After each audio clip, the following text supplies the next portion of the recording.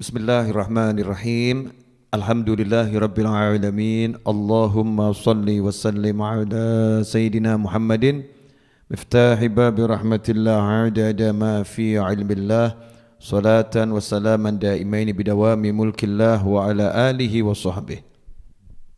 Allahumma shalli ala sayyidina Muhammadin salatan taftahu biha lana futuhal arifin wa tufaqihuna biha fid din wa ala alihi wa sahbihi. Assalamualaikum warahmatullahi wabarakatuh.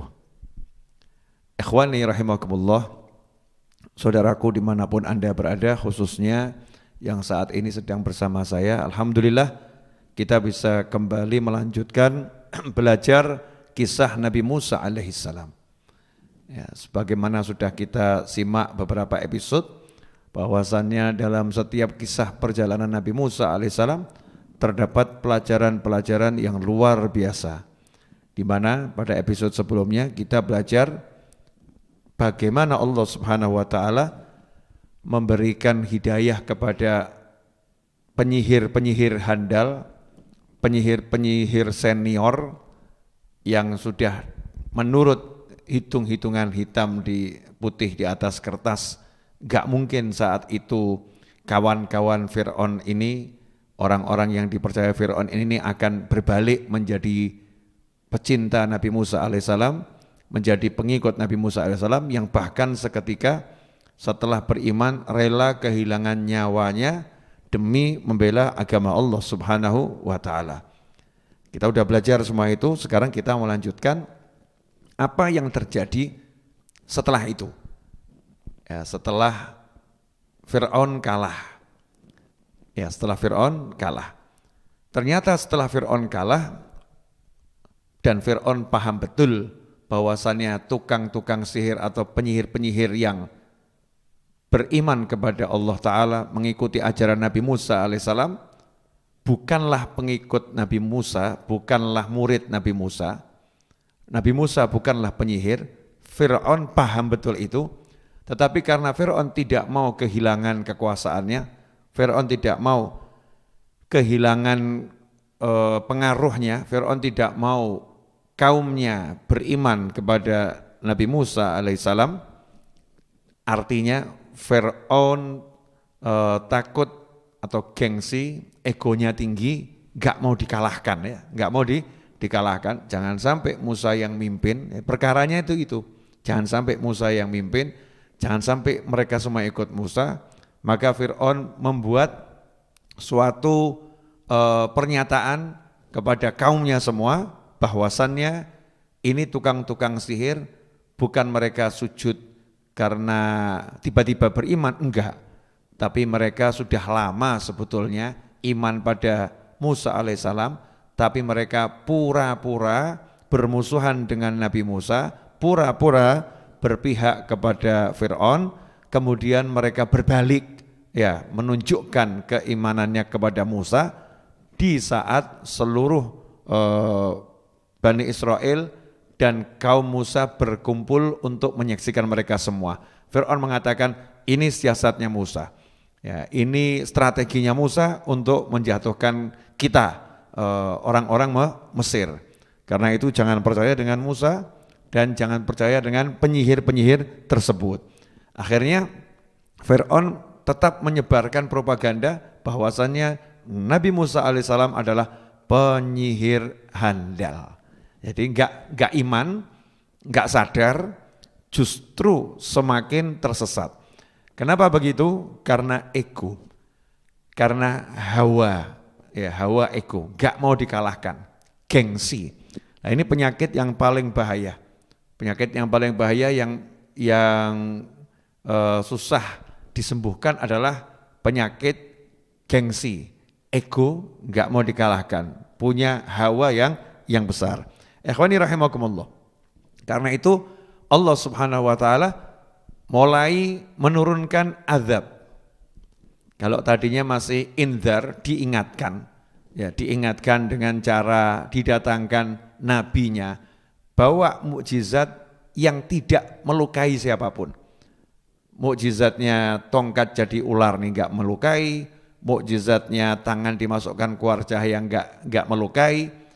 Tetapi saat diingatkan dengan cara yang tanda kutip halus, diingatkan dengan baik-baik, enggak mau berubah, bahkan semakin sombong, semakin menjadi-jadi.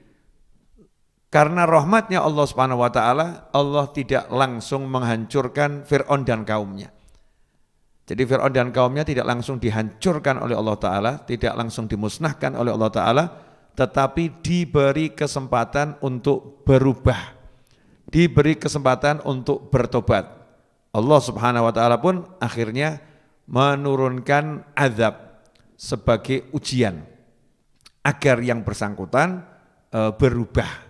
Ya, agar yang bersangkutan sadar dengan azab tersebut. Nah, mulailah disebutkan di surat Al-A'raf kalau kita baca, karena kisah Nabi Musa ini banyak di dalam surat-surat Al-Quran. Dikatakan dalam surat Al-A'raf ayat 130, walaqad akhadna ala fir'auna bis-sinina wa naqsim minats tsamarati la'allahum yadhakkarun. Dan sungguh kami telah menghukum Fir'aun dan kaumnya dengan mendatangkan musim kemarau selama bertahun-tahun serta kekurangan buah-buahan agar mereka mengambil pelajaran. Jadi Allah kirimkan musim kemarau. Musim kemarau yang menyebabkan banyak hal gak enak ya. Panas yang sangat tinggi, kita tahu selain cocok tanam jadi susah, tapi panas yang tinggi itu, kemarau yang panjang membuat kehidupan jadi tidak nyaman. Ya, kehidupan tidak nyaman. Tapi itu belum membuat kaumnya Nabi Musa sadar. Belum membuat kaumnya Fir'aun sadar ya. Kaumnya Fir'aun enggak sadar meskipun udah kena panas yang panjang, kemarau yang panjang. Ditambah sama Allah Ta'ala, hasil panennya dibuat gagal. Biasanya kaumnya Fir'aun itu kalau panen nggak pernah gagal. Hasil panennya bagus terus.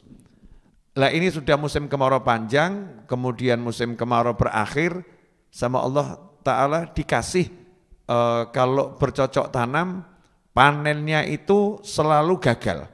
Misalnya harusnya panennya 5 ton, dapatnya cuma 10 kilo gitu ya, sedikit sekali yang tersisa dari panen tersebut. Sebagai bentuk hukuman dari Allah Subhanahu wa taala agar mereka sadar. Tetapi yang namanya juga orang sombong ya, orang yang egonya tinggi, hawanya tinggi, maka lagi-lagi mereka menyalahkan Nabi Musa alaihissalam. Mereka mengatakan bahwasannya semua ini terjadi karena sial yang dibawa Musa. Ya, ini sial yang dibawa Musa, ini gara-gara Musa ini maka kita seperti ini. Mereka menyalahkan Musa, menyalahkan Nabi Musa alaihissalam, enggak menyalahkan dirinya yang enggak iman, tapi yang disalahkan Nabi Musa alaihissalam. Ini gara-gara Musa ini, gara-gara Musa. Ini sial yang bawa Musa. Nah, inilah sifatnya orang-orang yang punya hawa kuat, ego yang kuat, yang tidak mau dikalahkan. Dia selalu menyalahkan orang lain. Jadi orang lain yang disalahkan. Kalau mereka mendapatkan sedikit kebaikan, ya mendapatkan sedikit kebaikan. Jadi kalau misalnya panennya gagal, ada satu yang sama Allah dibiarkan berhasil. Karena Allah tidak menghancurkan semua hasil panen. Kenapa? Agar mereka masih bisa hidup, agar masih bisa makan, agar masih bisa melangsungkan kehidupan. Karena Allah masih memberi kesempatan untuk mereka bertobat pada Allah SWT, untuk mereka beriman kepada Allah Ta'ala. Tapi lagi-lagi, kalau ternyata hasil panennya itu ada yang bagus, mereka berkata di surat Al-A'raf ayat 131, kemudian apabila kebaikan atau kemakmuran datang kepada mereka, mereka berkata, ini adalah karena usaha kami. Dan jika mereka ditimpa kesusahan, mereka lemparkan sebab kesialan itu kepada Musa dan pengikutnya.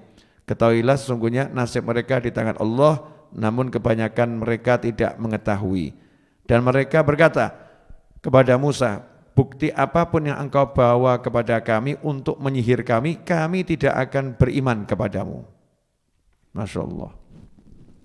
Ini luar biasa ya, kena diuji dengan macam-macam untuk diingatkan, tapi nggak sadar-sadar, justru Nabi Musa yang disalahkan. Ini gara-gara Musa nih kita sial. Kalau dapat hasil yang bagus, mereka ngomong, oh, memang kita pinter kok. Kita udah mengusahakan dengan ilmu kita, cocok tanamnya biar nggak gagal. Nah, ini berhasil memang karena kita. Karena kitanya pinter, karena kitanya hebat. Nah, ikhwani rahimakumullah, seringkali nggak sadar kita tuh seperti itu. Jadi banyak hal dalam kehidupan kita ini sebetulnya gagal. Karena dosa-dosa kita, kesalahan kita, ya tujuannya agar kita sadar Allah sayang sama kita, tapi lagi-lagi kita salahkan yang lain. Ekonomi memang lagi anjlok. Oh ini gara-gara COVID, Masya Allah, COVID disalahkan lagi. Gara-gara corona ini, cari duit jadi susah ini. Padahal bukan gara-gara corona, bukan gara-gara COVID, bukan gara-gara yang lain. Gara-gara kita sendiri. Kita banyak dosa, kita banyak salah, gak sadar-sadar. Menyalahkan yang lain. Nah, ini sifat ini bahaya. Ini bagian dari sifatnya kaumnya Musa.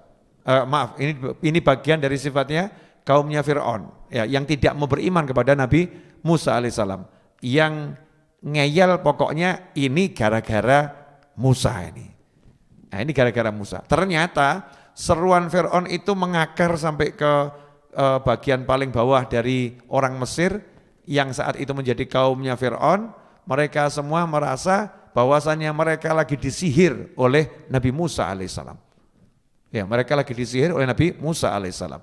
Walaupun mereka melihat senior-senior tukang sihir itu akhirnya mati dalam keadaan iman kepada Nabi Musa, mereka mengatakan yang kami alami semua ini termasuk kemarau panjang ya. Gagalnya panen itu sihirnya Nabi Musa alaihissalam. Jadi luar biasa ya Nabi Musa ya, bisa menyihir sampai cuaca kemarau terus gitu ya bertahun-tahun. Ya, kemudian bisa menyihir sampai gagal panen. Ini kan luar biasa. Mereka sedikitnya ngakui Nabi Musa ini ahli ya. Nabi Musa punya kekuatan. Tapi mereka enggak mau iman sebagai nabi, sebagai rasul, enggak. Ini tukang sihir nih. Tukang sihir. Ini semua karena pengaruhnya Fir'aun. Berarti Fir'aun hebat ya, bisa mempengaruhi satu negara untuk percaya sama dia. Ya, satu negara percaya sama dia. Ikhwani rahimakumullah. Kemudian dikatakan di sini waqalu, mereka berkata, mahma ta'tina bihi min ayah, apapun bukti kebesaran yang kamu bawa untuk nyihir kami enggak akan beriman kepadamu. Jadi kamu buat model seperti apapun, kami enggak akan iman. Bayangkan ini. Sudah apa ya? Sudah menentang ya, menentang nyata-nyata. Pokoknya enggak mau percaya.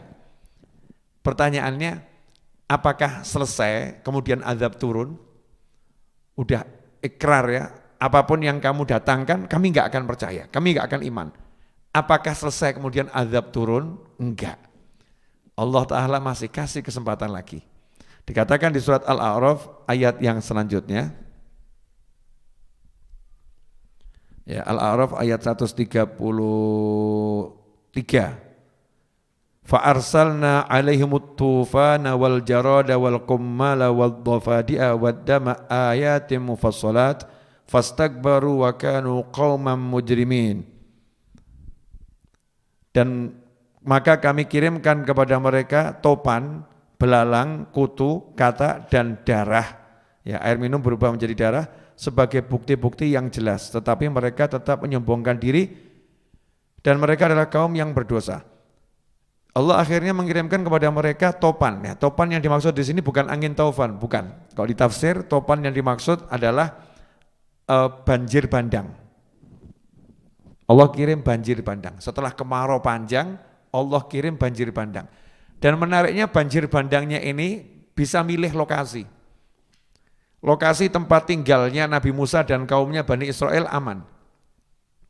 Padahal ini berbaur ya, Bani Israel sama kaumnya Musa ini, sama kaumnya Fir'aun, kaumnya Nabi Musa sama kaumnya Fir'aun itu kan di beberapa lokasi berbaur.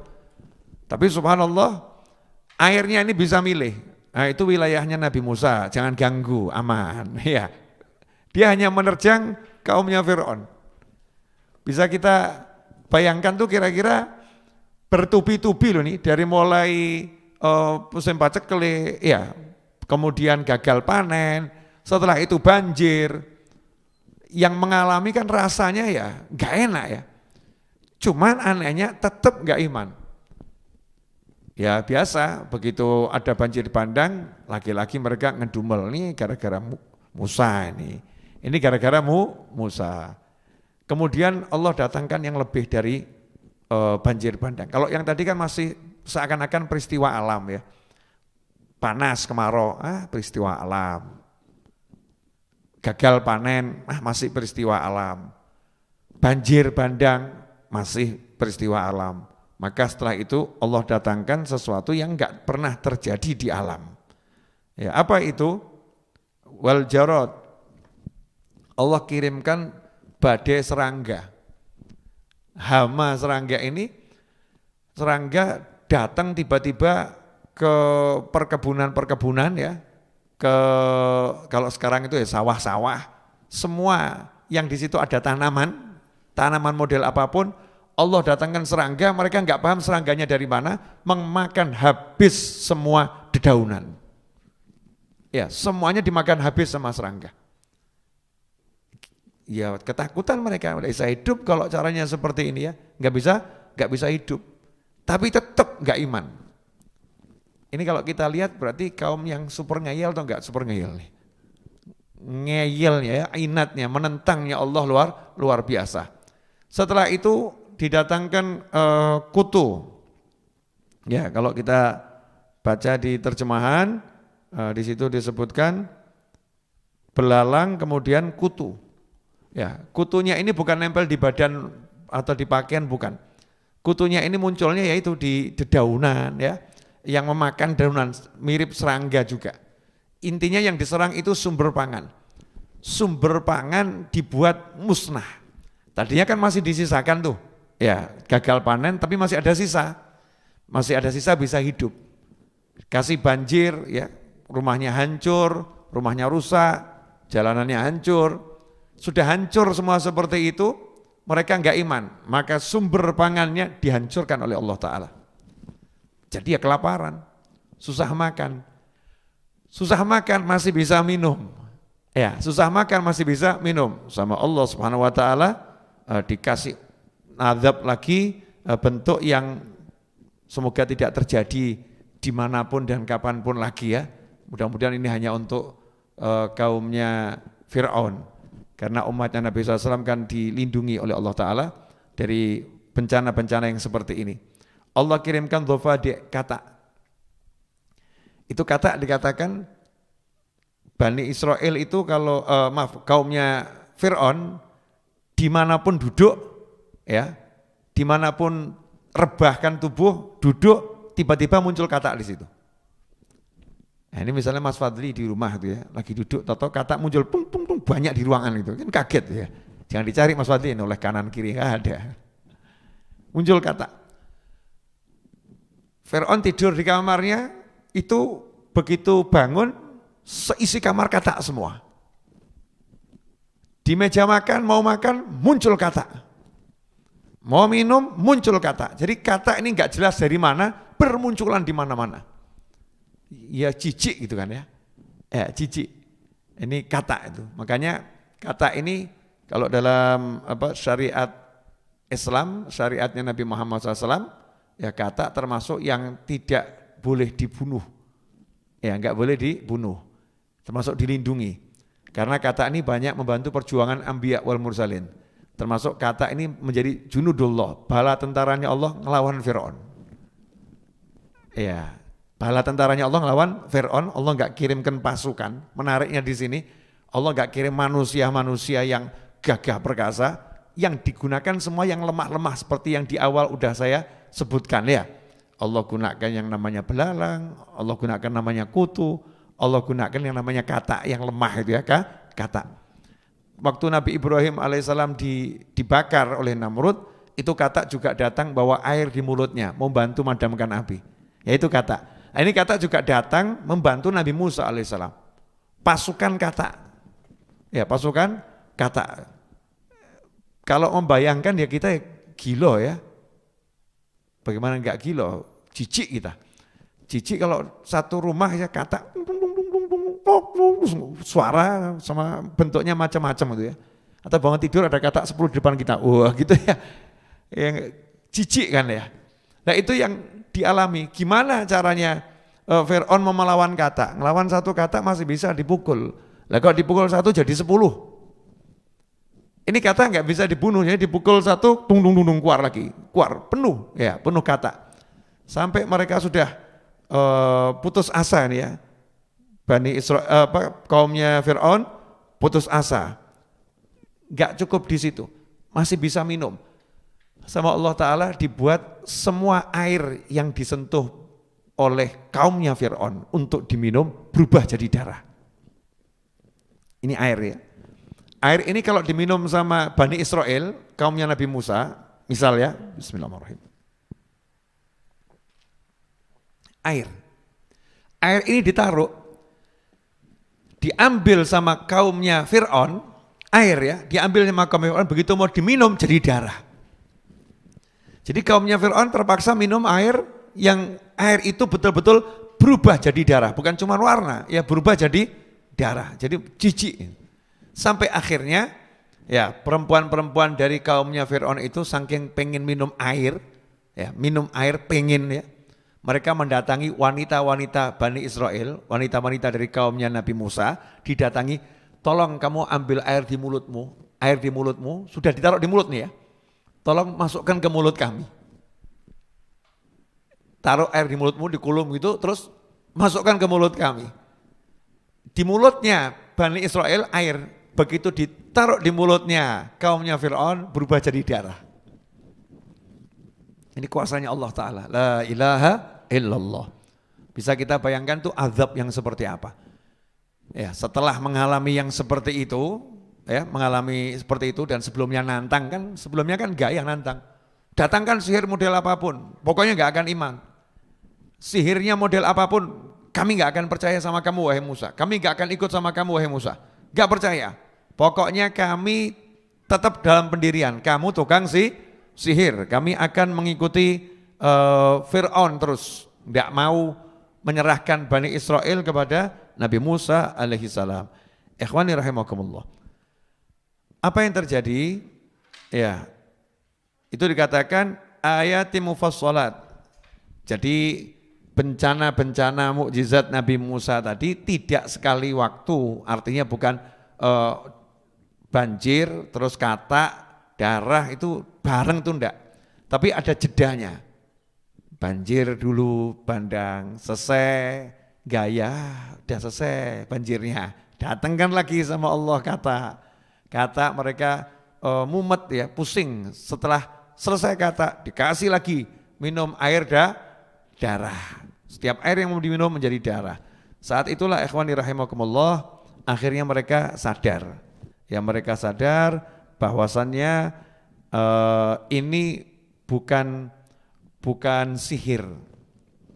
Ini bukan sihir. Akhirnya sadar kalau itu yang terjadi bukan sihir. Mereka pun berkata di ayat yang 134 surat Al-A'raf, walamma waqa alaihimur ridsu qalu ya Musa ad'u lana rabbaka bima ahida 'indak la in kashafta 'anna ridza lanu'minanna laka wa lanursilanna ma'aka bani Israil. Musa, ya, setelah mereka mengalami ridz, jadi bencana-bencana tadi sudah datang kepada mereka, azab datang kepada mereka. Kalau azab ini datang, banjir bandang datang, mereka mendatangi lagi Nabi Musa. Mereka berkata pada Nabi Musa alaihissalam, mohonkanlah untuk kami kepada Tuhanmu sesuai dengan janjinya kepadamu. Jika engkau dapat menghilangkan azab itu dari kami, niscaya kami akan beriman kepadamu dan pasti akan kami biarkan Bani Israel pergi bersamamu. Ya, tadi dikatakan ayat mufassalat. Jadi tanda-tanda kebesaran Allah yang bukan sekali waktu langsung, tapi bergantian. Banjir bandang datang, mereka datangi Nabi Musa. Ini karena banjirnya itu bukan cuma sekali, gantian gitu ya, dan mengincar hanya rumah-rumahnya kaumnya Fir'aun. Mereka datangi Nabi Musa AS dan berkata, mintakan sama Tuhanmu agar diangkat. Jangan biarkan azab ini turun. Kan Tuhanmu janji mau nolong kamu. Tuhanmu janji memenangkan kamu. Dah kami nanti akan iman sama kamu. Nanti Bani Israel boleh ikut sama kamu. Ya Nabi Musa ya minta sama Allah Ta'ala. Ya Allah sudah hentikan gitu. Berhenti. Tidak ada banjir bandang. Selesai urusannya. Apa yang terjadi? Falamma kashafna anhum ridsa ila ajalin hum balighuhu idza hum yankuthun. Dikatakan oleh Allah Subhanahu wa taala, falamma kashafna anhum ridsa ila ajalin hum balighuhu idza hum yankuthun fantaqamna minhum fa aghraqnahum fil yami bi annahum kadzdzabu bi ayatina wa kanu anha ghafilin. Dan ketika mereka dan setelah kami hilangkan azab itu dari mereka hingga batas waktu yang harus mereka penuhi, ternyata mereka ingkar janji. Jadi azabnya diberhentikan, banjirnya berhenti. Ditunggu sama Allah Ta'ala, katanya mau iman, katanya mau ngasihkan Bani Israel ke Nabi Musa. Hasilnya apa? Ingkar janji. Dah, gak ada azab kan? Sama Allah diturunkan ganti kata yang munculan. Minta lagi sama Nabi Musa, nanti mau iman. Ternyata setelah dihilangkan katanya, ingkar janji lagi. Minum airnya jadi darah. Mereka minta agar diangkat azab itu.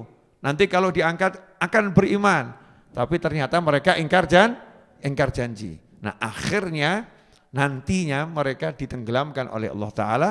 Ya, Fir'aun dan bala tentaranya dan pengikutnya itu ketika menyeberang Laut Merah. Itu nanti ditenggelamkan. Ikhwani rahimakumullah, ini yang akan kita bahas. Jadi tadi saya sudah bacakan bagaimana rentetan kisahnya ya. Rentetan kisahnya apa yang terjadi pada kaum Fir'aun setelah Fir'aun itu mengatakan Nabi Musa guru besar sihir. Nabi Musa guru besar sihir. Tidak mau iman pada Nabi Musa. Allah Subhanahu wa taala tidak langsung menurunkan azab, tetapi Allah memberi kesempatan untuk bertobat dengan cara dikasih azab yang secara bertahap. Azab nomor 1 selesai, azab nomor 2 selesai, azab nomor 3 selesai ya. Sampai sudah pol kok masih enggak mau, baru Allah hancurkan. Ya, baru Allah hancurkan. Lah ini termasuk dari rahmatnya Allah Subhanahu wa taala. Makanya kita harus introspeksi ke diri kita. Ya, introspeksi ke diri kita. Kita ini kan jujur saja banyak dosa. Ya, banyak dosa. Nah, sering kali itu disayang sama Allah enggak sadar. Misal gitu ya. Banyak dosa, terus susah cari duit, susah cari penghasilan. Nanya ya, biasanya yang disalahkan dosanya atau pasarnya? Pasar. Wah, cari duit susah ini karena ekonomi lagi turun. Karena lagi ada COVID. Kalau masa COVID karena lagi ada COVID. Dulu enggak ada COVID ya. Ini kondisi ekonomi dunia lagi resesi. Cari duit susah. Enggak pernah lihat ke dirinya. Kenapa saya cari duit susah? Kenapa gitu? Enggak pernah lihat. Hati enggak enak. Sumpek terus. Yang disalahkan orang lain. Gara-gara dia sumpek hati saya. Gara-gara dia suntuk hati saya. Gara-gara dia. Gak mau lihat ke dirinya. Jadi yang dilihat, yang ditunjuk selalu orang lain. Yang disalahkan selalu orang lain. Kemudian misal urusannya gak mudah, sulit terus. Ya, yang dia salahkan ini memang birokrasinya nggak beres. Ini memang begini, ini memang begini. Jadi nggak pernah ngecek ke dirinya. Ini kalau kita punya sifat seperti ini, berarti ya kita mirip-mirip sama siapa ini? Sama kaumnya Fir'aun. Ya, sama kaumnya Fir'aun. Jangan sampai kita punya sifat mirip kaumnya Fir'aun. Habib Abdullah bin Husain bin Tahir rahimahullah, itu wiridnya satu hari 120.000 kali la ilaha illallah Muhammadur Rasulullah sallallahu alaihi wasallam. Di antara salah satu wiridnya. Tiap hari seperti itu. Dan wirid-wirid yang lain banyaknya luar biasa. Itu kalau kudanya kok agak liar, ya kudanya agak liar, gak pernah nyalahkan kudanya. Jadi kok kudanya hari itu gak nurut, agak berontak ya, susah diatur kudanya. Beliau gak nyalahkan kudanya, langsung beliau introspeksi. Ini ada zikir saya yang mungkin belum lengkap jumlahnya hari ini. Ada zikir saya yang mestinya udah selesai jam sekian, ini belum selesai. Ini gara-gara ini makanya kuda saya gak nurut. Jadi bisa membaca setiap hal yang gak enak, itu bentuk cintanya Allah untuk mengingatkan diri. Ya, setiap hal yang gak enak yang dialami, itu bentuk cintanya Allah untuk mengingatkan dirinya. Lah apakah kita sudah bisa setiap mengalami hal yang gak enak, itu bentuk cintanya Allah untuk kita itu. Karena disebutkan dalam hadis, inna asyadal bala al-anbiya thummal amthal thummal amthal atau kama qala sallallahu. Sesungguhnya yang paling berat balaknya, ujiannya itu adalah para nabi, kemudian yang seperti nabi, kemudian yang seperti nabi dan seterusnya kan ya. Nah, kalau mukmin dapat ujian-ujian itu kan bukan azab sebetulnya. Kalau mukmin ya, bukan azab, tapi apa?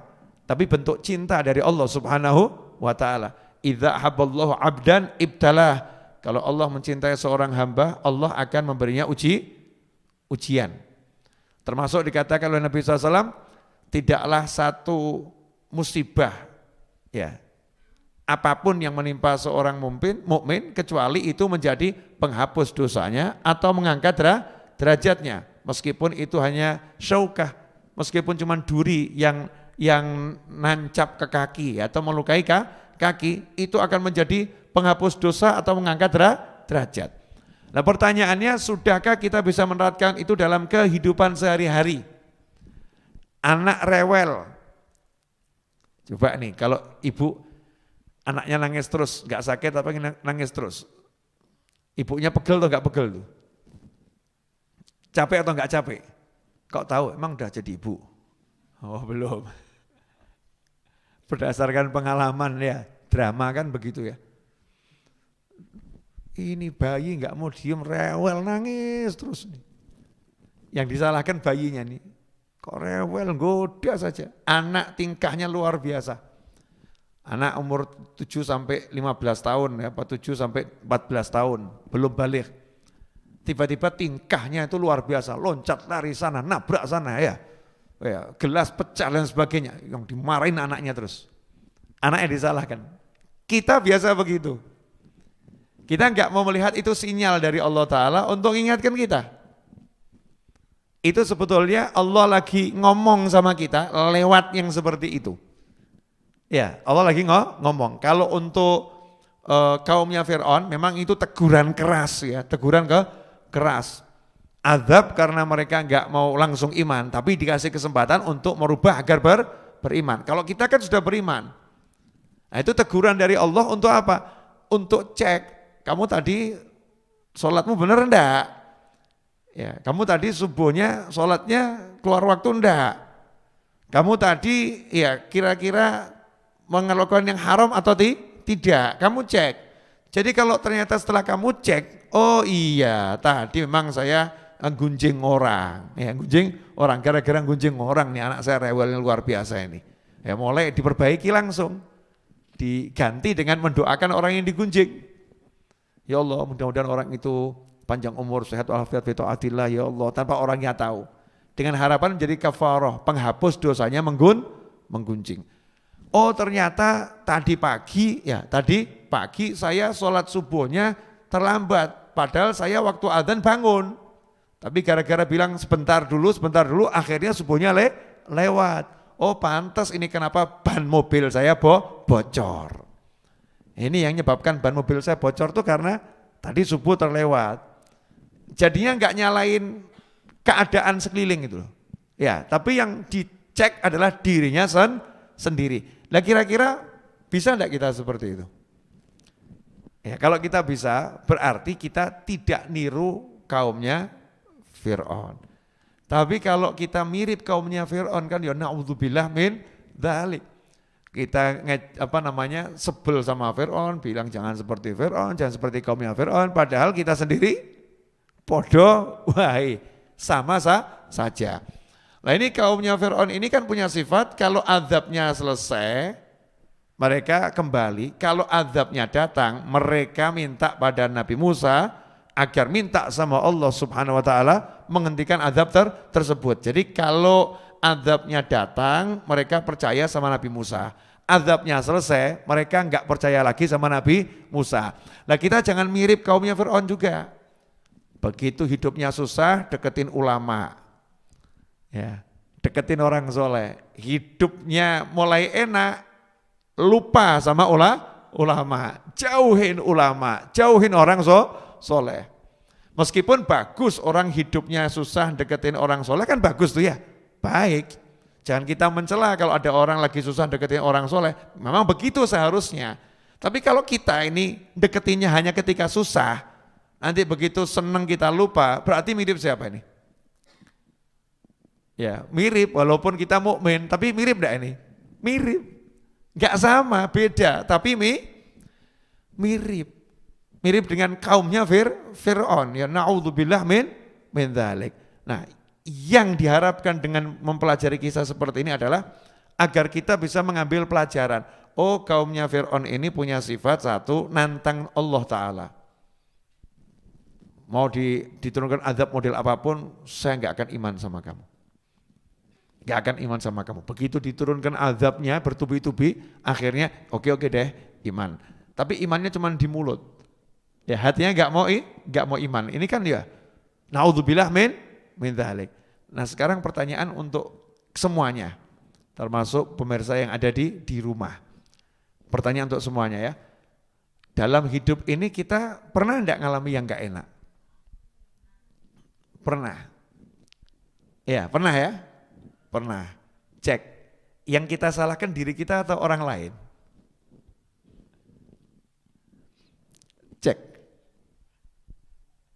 Kebiasaan kita apa? Nyalahkan diri kita sendiri atau orang lain? Orang lain. Ya. Terus pertanyaan kedua. Biasanya kita ini mintanya sama Allah di waktu susah atau di waktu senang? Kalau senang? Iya minta tapi enggak sungguh-sungguh. Iya kan? Minta tapi enggak sungguh-sungguh. Kalau susah mintanya sama nangis. Kalau senang ya enggak sama senang, biasa aja. Allahumma rabbana. Biasa. Tapi lagi susah, oh ya Allah gitu. Ya, bahkan datengin ulama-ulama, ya Allah, berkat fulan, berkat kiai fulan, berkat syekh fulan, sebut semua itu susah. Begitu senang enggak disebut kiainya, enggak disebut syekhnya. Ya, tidak disebut habibnya, tidak disebut walinya, enggak. Allahumma langsung ya. Lebih cepat, lebih baik doanya selesainya. Ya, ini berarti sebetulnya kalau kita lihat kisahnya Nabi Musa dan Fir'aun, terus kita tempelkan diri kita di kisah tersebut, kira-kira mirip enggak tuh sebetulnya ini? Walaupun kita beriman ya sama Allah Ta'ala, tapi ada sikap yang mirip ya. Bedanya kita iman beneran, kita betul-betul beriman, tapi ada sikap yang mirip, yang sikapnya itu sukanya menyalahkan, cari kambing hitam. Ya cari kambing hitam. Kalau kaumnya Fir'aun, yang dikambing hitamkan itu yang dijadikan sebagai simbol kesialan adalah Nabi Musa alaihissalam. Nah kalau kita, yang kita kambing hitamkan keadaan. Betul. Dipecat dari kantor, pengurangan tenaga kerja. Yang disalahkan siapa? COVID. Gara-gara COVID ini. Betul kan ya? Yang disalahkan COVID. Tapi kok nggak ngecek dirinya ya? Nah itu nyatanya di COVID yang tambah naik gajinya ya banyak kok. Ada kan? Gara-gara COVID yang nambah penghasilan juga banyak, betul? Gara-gara COVID nikah juga banyak kan ya? Karena kalau nggak kena COVID nggak nikah biayanya terlampau banyak. Gara-gara COVID karena ada peraturan itu yang pesertanya harus sedikit gitu kan ya? Tamu undangannya harus sedikit, nikah cukup di KUA, nggak perlu rame, banyak yang bersyukur, alhamdulillah berkat COVID nikah mudah kan begitu ya. Yang gitu ternyata hebat, banyak. Nah ini kenapa kok kamu selalu nyalahkan COVID untuk urusan ekonomi, urusan hidupmu susah, yang disalahkan kok COVID. Berarti kan cari kambing hitam namanya COVID. Suami, Masya Allah, memang ini kamu itu suami gak becus, hidupku gak enak semua, gara-gara kamu suami yang disalahkan. Iya, nah, ini kan suami kan cuman alatnya Allah Ta'ala untuk buat kamu susah gitu loh. Alatnya Allah Ta'ala untuk buat kamu susah. Jadi kalau kamu susah karena suami, berarti suami alatnya Allah untuk buat kamu susah. Pertanyaannya kenapa kok kamu dibuat susah kan gitu. Berarti ada apa dengan kamu? Antara kamu dengan Allah ada apa? Ada apa antara dirimu dengan Allah? Berarti ada yang gak beres kamu dengan Allah sampai akhirnya suamimu jadi alat untuk membuat kamu susah. Kan begitu. Tapi kalau suaminya bejat, sementara istrinya hubungannya dengan Allah itu baik, suami yang sebejat apapun gak akan buat susah istrinya. Kenapa? Karena Allah akan meletakkan ketenangan di hati istrinya, Allah meletakkan kesabaran di hati istrinya, Allah meletakkan ridho di hati istrinya, kan begitu ya. Allah akan buat istrinya ini kuat, hatinya tenang, tentrem, sampai orang bingung, kok iso sabar to awakmu ngadepi wong lanang kaya ngono, mbok ijolno ae. Orang lain yang enggak kuat, betul kan ya? Sementara yang satu ini nyantai, senyum. Kenapa? Yang ini kok kuat, ya, bahkan bahagia di tengah injakan, himpitan, tendangan dan lain sebagainya. Nah yang ini kok baru sedikit diusik saja udah mencak-mencak enggak karu-karuan. Kenapa? Ini kan pertanyaannya kan kembali kepada pribadi masing-masing. Sadar enggak kita ini sebagai hambanya Allah, hubungan kita tuh dengan Allah Subhanahu wa taala. Kalau dulu di kala nabi-nabi yang terdahulu Allah kirimkan azab yang jelas, yang nyata. Betul, azab yang jelas yang nyata. Kalau untuk umatnya Nabi Muhammad SAW, Allah kirimkan musibah. Ya musibah untuk mengingatkan sekaligus menaikkan pangkat. Sekaligus menghapuskan dosa. Tapi suruh ingat. Contoh misalnya, lagi jalan kepleset, jatuh. Yang disalahkan kulit pisang atau jatuhnya ternyata karena kulit pisang. Yang disalahkan kulit pisang atau yang membuang kulit pisang? Yang buat kulit pisang. Itu malaikat kalau dengar orang ngomong, ini siapa yang buang kulit pisang ya kurang ajar dia. Tuh subhanallah tuh ya kan. Langsung kan contoh? Ya subhanallah. Nih gara-gara kulit pisang dan yang membuang kulit pisang ini saya sampai jatuh seperti ini. Saya patah gara-gara dia. Malaikat itu yang ngakak. Orang sadar-sadar. Kok gak sadar? Sadar. Kulit pisang itu hanya untuk alat. Biar kamu jatuh. Biar kamu patah. Ya, biar dosamu hilang. Biar kamu ingat. Tadi pagi kok berani kamu bantah orang tuamu. Tadi pagi kok kamu berani kurang ajar sama orang tuamu. Kok yang gak sadar-sadar. Beda kalau dia yang hatinya ke Allah terus begitu. Kena kulit pisang, jatuh tangannya patah. Dia ngucap, alhamdulillah ya Allah, terima kasih ya Allah. Tadi pagi itu saya kurang ajar sama orang tua saya. Mudah-mudahan ini penghapus dosa saya ya Allah. Setelah ini saya mau marani orang tua saya. Saya mau minta maaf sama orang tua saya. Sadar ini. Lah kita pilih mana? Pengen jadi kaumnya Fir'aun yang gak sadar-sadar? Atau kita jadi umatnya Nabi SAW yang sadar? Nah, makanya setelah saat ini, apapun itu jangan pernah nyalahkan orang lain. Jangan pernah menyalahkan keadaan. Kalau seperti itu kita tidak akan pernah belajar. Enggak akan pernah belajar bahwasannya hidupmu tuh enggak ada urusannya sama orang lain. Hidupmu adalah antara engkau dengan Tuhanmu. Hidup kita antara kita dengan Allah Subhanahu wa taala. Nah, itulah yang diajarkan oleh Nabi Musa kepada kaumnya. Saya ini cuma utusan, aku utusannya Tuhan alam semesta. Saya ini cuma utusan. Jadi semua yang namanya ada air bah, yang namanya ada paceklik, yang namanya ada gagal panen, yang namanya ada air kamu minum jadi darah, yang namanya ada pasukan katak, pasukan serangga, pasukan kutu, semua itu tadi juga bagian daripada utusannya Allah Subhanahu wa ta'ala, agar kalian itu mau iman sama Allah, agar kalian tidak menuhankan Fir'aun, agar kalian tidak mengikuti kebengisannya Fir'aun, agar kalian berlaku baik pada Bani Israel, agar kalian berlaku baik pada Anbiya wal Mursalin, agar kalian jadi orang yang benar. Ini sebetulnya tanda sayangnya Allah Subhanahu wa ta'ala. Kalau kalian berubah, selesai masalahnya. Jadi kalau berubah selesai enggak? Selesai. Nyatanya begitu berubah datangi Nabi Musa, selesai enggak? Selesai. Kan begitu. Berarti kalau kita pengen masalah kita selesai, kuncinya di mana? Berubah. Apa ya yang menyebabkan aku tidak bisa pernah tenang dengan pasanganku? Apa ya? Oh, aku enggak pernah tenang dengan Tuhanku. Enggak pernah tenang sama Allah. Giliran duduk sholat, Masya Allah, panas rasanya, pengen cepat pergi.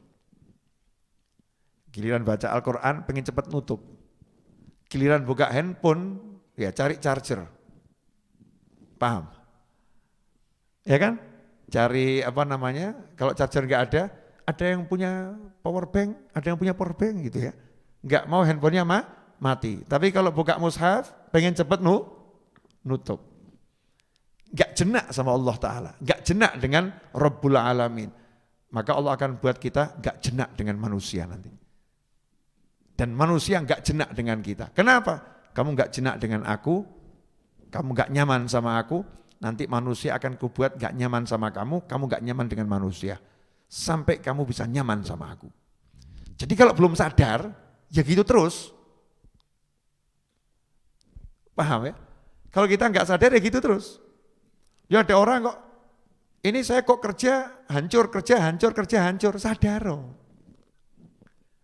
Kalau kamu sadar, mau teliti apa kesalahanmu, kekuranganmu, itu akan selesai dengan sendirinya.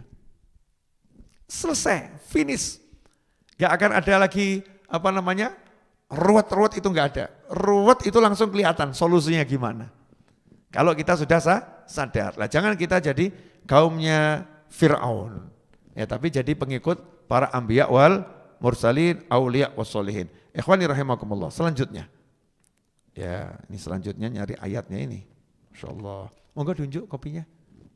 Belum muncul kopinya. Tadi di bawah sudah loh. Iya, di atas mau lagi? Iya, Mas Wahid. Iya, kopi dan gorengan nih, saya gorengan belum sampai sini. Al gorengan telat.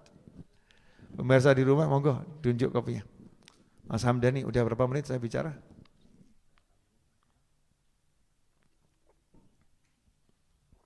50 menit.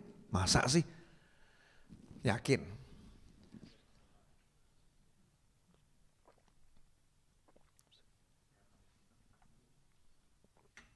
Malam ini insya Allah 2 episode.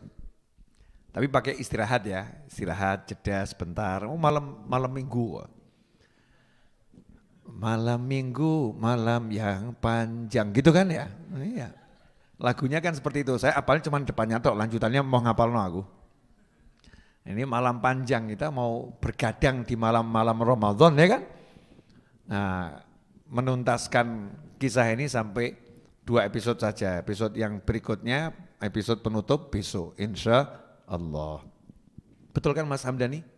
Tersisa 2 episode kan? Satu lagi sama satu lagi, insya Allah. Nah,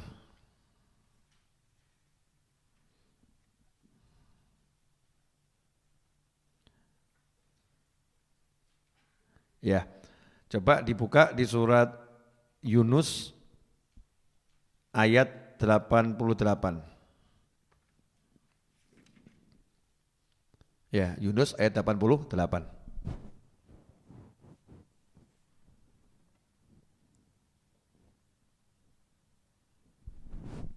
Katanya saya kalau pakai kacamata tambah ganteng ya. Jadi kalau nggak pakai kacamata kurang ganteng. Jadi kalau ada orang muji Habib kalau pakai kacamata ganteng, berarti lagi menghina saya. Kalau nggak pakai kacamata berarti kurang ganteng.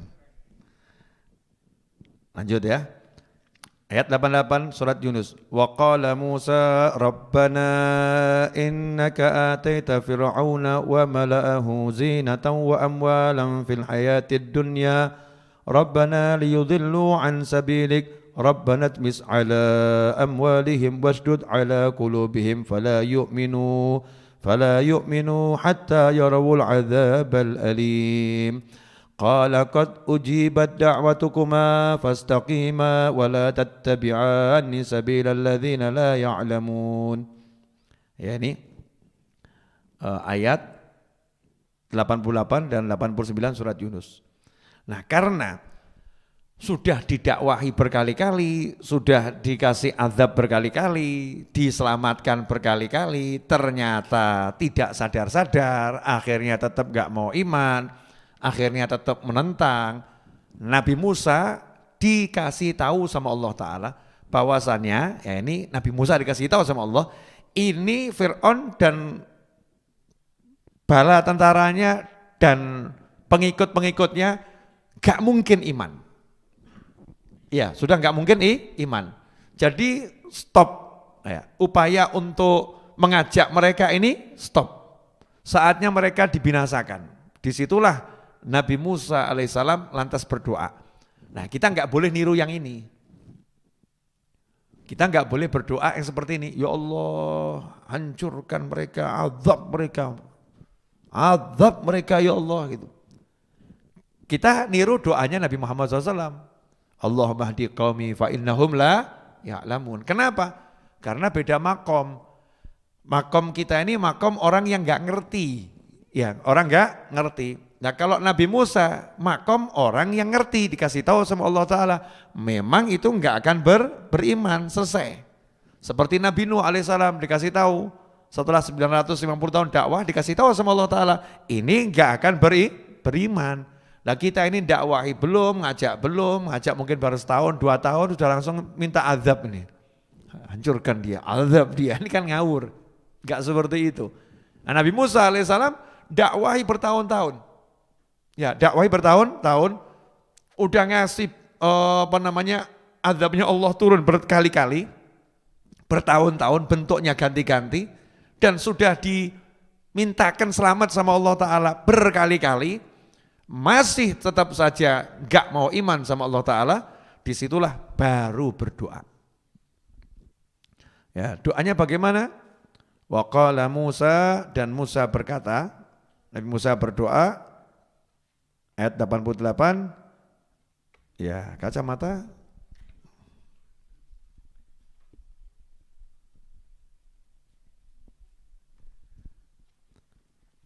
Ya Tuhan kami, Engkau telah memberikan kepada Fir'aun dan para pemuka kaumnya perhiasan dan harta kekayaan dalam kehidupan dunia. Duhai Tuhan kami, akibatnya mereka menyesatkan manusia dari jalan-Mu. Duhai Tuhan, binasakanlah harta mereka dan kuncilah hati mereka, sehingga mereka tidak beriman sampai mereka melihat azab yang pedih. Jadi didoakan buruk oleh Nabi Musa alaihissalam. Nah, didoakan buruk. Pertanyaannya, boleh tidak kita mendoakan buruk orang lain?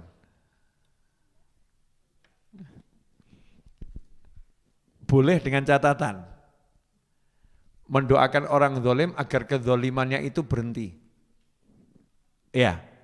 Misalnya ada orang yang zalimnya luar biasa, terus kita doakan buruk, tapi dengan catatan, ya Allah, kalau memang dia tidak menghentikan kedzalimannya ya Rabb, tolong wafatkan dia husnul khotimah. Bagus enggak itu?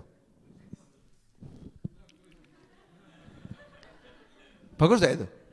Bagus toh, yang penting kan kedzalimannya berhenti. Itu doanya jelek atau baik?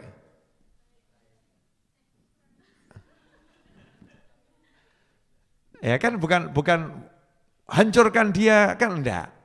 Wafatkan dia. Tapi mintakan hidayah dulu. Kalau memang tidak mau berubah, enggak dapat hidayah, ya Arhamur Rahimin, tolong hentikan kejahatannya. Ini minimal upaya ketika kita melihat kejahatan yang kita enggak bisa merubah dengan tangan, enggak bisa merubah dengan kekuasaan, enggak bisa merubah dengan ucapan, minimal dengan doa. Tapi doanya itu ya begitu. Kalau doanya itu mutlak buruk dan over, bisa jadi kita lebih dolim daripada yang didoakan. Ya, bisa jadi lebih dolim daripada yang didoakan. Makanya untuk doa buruk itu harus punya ilmu. Ya, harus punya ilmu. Kalau salah-salah tambah kita yang jadi buruk. Ya, kita yang enggak baik. Nah, kemudian di sini apa doanya Nabi Musa alaihissalam? Ya, doanya Nabi Musa adalah yang pertama, ya Allah, kamu sudah kasih Fir'aun dan bala tentaranya, pengikutnya, perhiasan kehidupan dunia, serta harta yang banyak. Jadi orang Mesir saat itu memang hidupnya bukan cuma punya duit banyak, tapi kemewahannya tampak dengan emas-emas itu. Jadi rumah-rumahnya, kursinya, tempat tidurnya, itu semua dihias emas. Ya, dihias dengan emas. Didoakan oleh Nabi Musa agar perhiasannya tadi, baik itu emas, baik itu permata, dimusnahkan oleh Allah Ta'ala. Yang kedua, agar hatinya dikunci mati, sehingga enggak mungkin dapat hidayah. Ya, hatinya dikunci mati agar tidak dapat hidayah. Dan tidak beriman, kecuali setelah mendapatkan azab yang pedih. Artinya imannya enggak manfaat. Sudah mau mati, ruhnya sudah sampai tenggorokan, baru nanti beriman. Jadi imannya ditolak oleh Allah Subhanahu wa Ta'ala.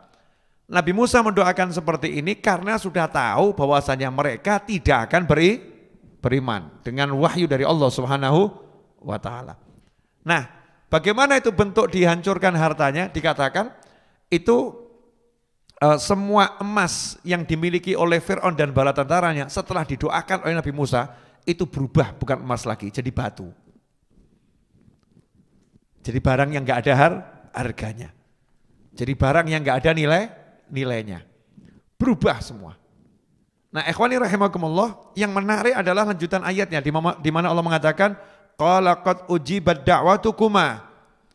Allah berkata, telah dikabulkan doa kalian berdua, doanya Nabi Musa dan Nabi Harun alaihi wassalam. Pertanyaannya, emangnya waktu Nabi Musa berdoa, Nabi Harun ikut doa? Enggak. Nabi Musa berdoa, Nabi Harun tidak ikut berdoa. Nabi Harun hanya mengucapkan amin. Hanya mengucapkan amin. Ya Allah, kabulkanlah doa Musa. Ya Allah, kabulkanlah doa Musa. Amin. Tapi karena mengamini doa orang lain, yang mengamini doa ini dicatat sama Allah sebagai orang yang sama-sama berdoa. Nah, disinilah keyakinan Ahlus Sunnah wal Jamaah, ya, bahwasanya amin ini bagian daripada ibadah yang luar biasa. Makanya kalau ada orang yang berdoa terus kita amin, amin, amin, itu bukan bid'ah. Ya, itu ajaran yang ada dalam Al-Qur'an. Ya, cukup satu yang berdoa, yang lain mengaminkan. Dapatnya sama, ya, dapatnya sama dengan yang berdoa. Ya, karena itulah kalau kita lihat di negara kesatuan Republik Indonesia kita cintai ini, Masya Allah, umat Islamnya doyan sama amin. Betul kan ya? Amin, amin. Tapi jangan amin bubariyah. Tahu amin bubariyah? Ada penceramah lagi ceramah. Nah, terus jamaahnya ini kurang cocok, kurang senang, teriak di belakang, amin, amin, amin. Maksudnya kayak edang donga, kayak edang bubar. Segeralah berdoa, tutup pengajian. Nah, ini namanya amin bubariyah, membubarkan ustadz. Ini amin modus. Nah, itu enggak baik, enggak benar. Tapi betul-betul mengamini, amin, amin. Mengamini doanya orang soleh, kita sama dapat seperti yang dimintakan orang soleh. Ini kan luar biasa tuh. Makanya kalau kita melihat ada orang yang berdoa, jangan sampai gak ikut amin kalau itu doa yang baik. Amin, amin, amin. Sebab yang dapat itu bukan cuma yang berdoa, yang amin ini juga dapat yang sama. Nah, ini repotnya di masjid-masjid, di langgar-langgar musola ini, makmum tuh disuruh amin, toh aja beratnya luar biasa. Assalamualaikum warahmatullahi, assalamualaikum warahmatullahi. Terus kiainya doa, Rabbana atina fid dunya hasanatan wa fil akhirati hasanatan wa qina adzabannar. Makmumnya menang dok. Sampai imamnya nunggu, bu amin, enggak amin amin ya. Sampai imamnya hari ingatkan amin amin amin gitu ya. Sampai Allahumma ghfir lana dzunubana amin. Imamnya sendiri yang ngomong ini. Karena makmumnya enggak ada yang mau amin. Ngucap amin itu penting gitu. Sampai-sampai di dalam sholat, kalau imam mengucapkan amin, makmumnya juga mengucapkan amin, makmumnya sama imamnya aminnya bisa bareng, dan bareng sama aminnya malaikat, maka dosanya semua diampuni Allah Ta'ala. Loh ini cuma modal apa berarti? Amin. Makanya kalau amin itu ya, amin berjamaah itu ya sesuai dengan kaidahnya. Kadang-kadang amin berjamaah juga salah ngamininya loh. Imamnya baladdallin.